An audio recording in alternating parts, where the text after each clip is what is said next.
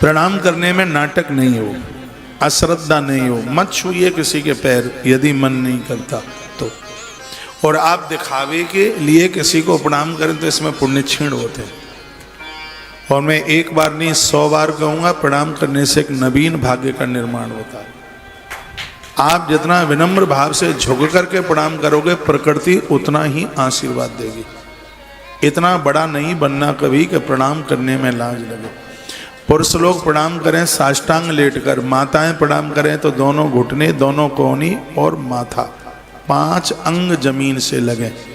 प्रणाम करने का तरीका, कभी आपने इस्कॉन वाले भक्तों को प्रणाम करते देखा हो? लाठी की तरह लेट जाते हैं धरती पर। इसको कहते हैं दंडवत प्रणाम। दंड मीन्स लकुटी लाठी।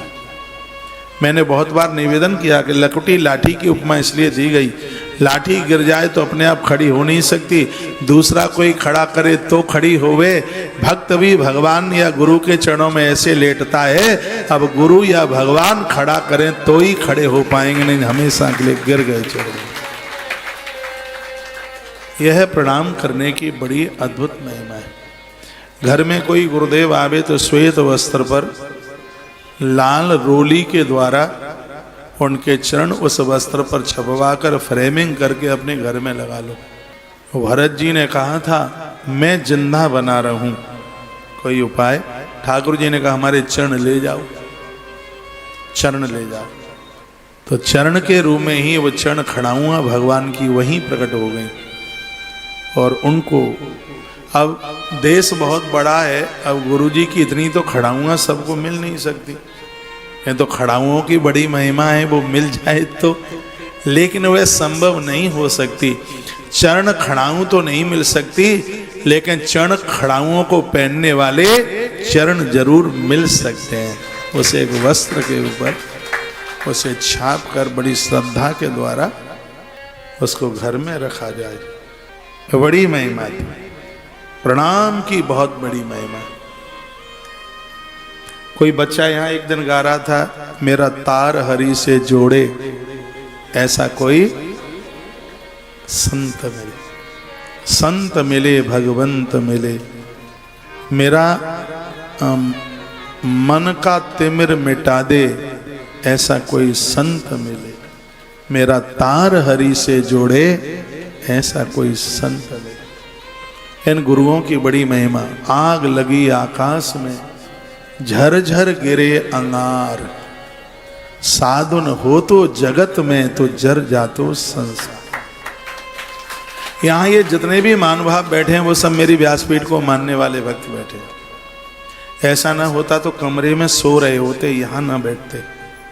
ये मेरी व्यासपीठ के पुजारी हैं, मानने वाले हैं।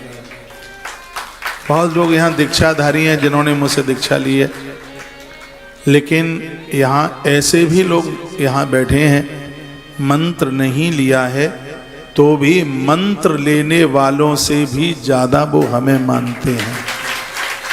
ऐसे महानुभाव बैठे। तो इतनी मेरी प्रार्थना है, मैंने हाथ जोड़ लिए हैं।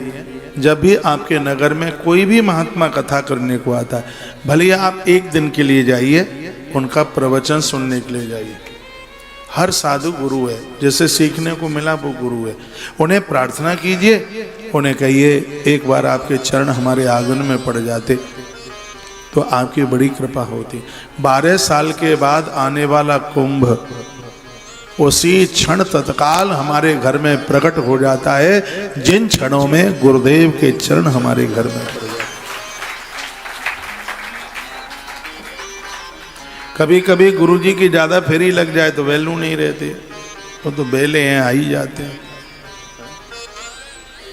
ऐसा होता नहीं है, उनकी सहजता का दुरुपयोग न हो जाए। वो एक बार आवे, महीने में 30 बार आवे, जब भी आवे मन का आगाज नगाड़ा बजे। कितना भाग्यशाली हूं, लोग तरसते हैं इनसे मिलने के लिए। वो चरण हमारे घर पड़े।